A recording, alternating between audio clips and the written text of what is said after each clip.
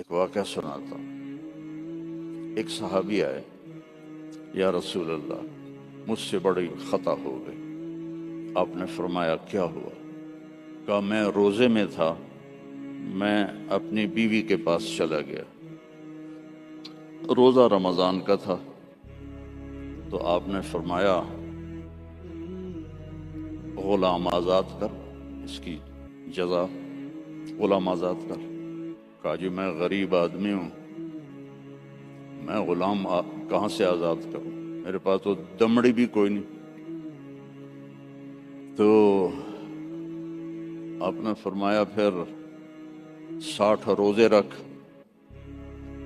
وہ کہنے لگا ایک روزے چند چاڑے ہے تو 60 روزوں میں کیا کروں گا، ایک روزے میں یہ کیا ہے تو 60 روزوں میں کیا کروں گا، یہ بھی نہیں ہوگا۔ آپ نے کہا پھر 60 غریبوں کو کھانا کھلا۔ کہنے لگا میں خود غریب ہوں، میں کس کو کھانا کھلاؤں؟ آپ نے کہا بیٹھ جا۔ بیٹھ گیا۔ تو کچھ دیر گزری تو ایک مدینے کے صحابی کھجوروں کا ٹوکرا، کافی بڑا ٹوکرا لے کر آئے کہ یا رسول اللہ یہ مدینے کے فقیروں میں تقسیم فرما دیں۔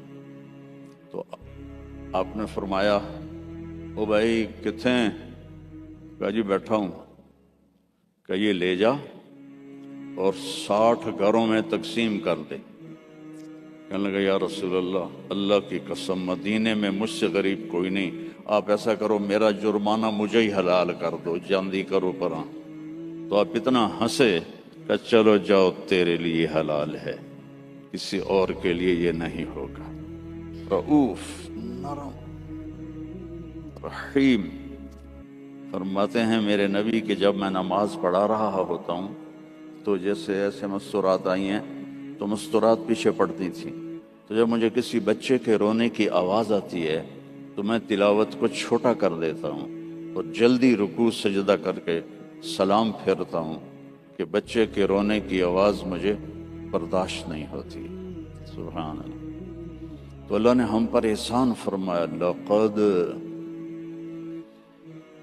یہ لفظ جھنجھوڑنے کے لیے ہوتا ہے کہ سنو، جیسے میں کسی کا کندھا پکڑ کے ایسے کہوں سنو میری بات، جو کہہ رہا ہوں صحیح ہے۔ لقد جاءکم، تمہارے پاس آئے گا نہیں، آ گیا ہے۔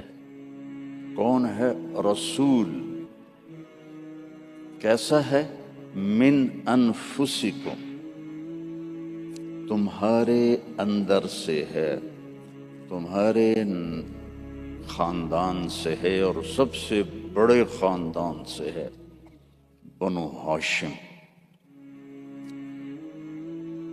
جس کے اندر ہمارے نبی کی نسل کا پانی شفٹ ہوتا تھا اس کا ماتھا روشن ہو جاتا تھا۔ تو حضرت ہاشم ایک دفعہ مدینے میں گزر رہے تھے، ایک یہودی عورت کی نظر پڑ گئی، اس نے ماتھے پر نور نبوت دیکھا، کہنے لگی ہاشم 100 اونٹ لے لے اور ایک رات میرے ساتھ گزار دے۔ تو وہ فرمانے لگے میں سردار آدمی ہوں، عزت دار آدمی ہوں، میں زنا کر سکتا ہوں؟ کبھی نہیں۔ وہیں انہوں نے اگلے دن شادی کی بنو نجار میں حضرت سلمہ سے۔ 2-3 دن گزرے تو بازار میں جا رہے تھے تو وہ یہودی عورت سامنے سے آ رہی تھی، تو اس کو روک لیا، فرمایا تو مجھے گناہ کی دعوت دے رہی تھی، شادی کر لے۔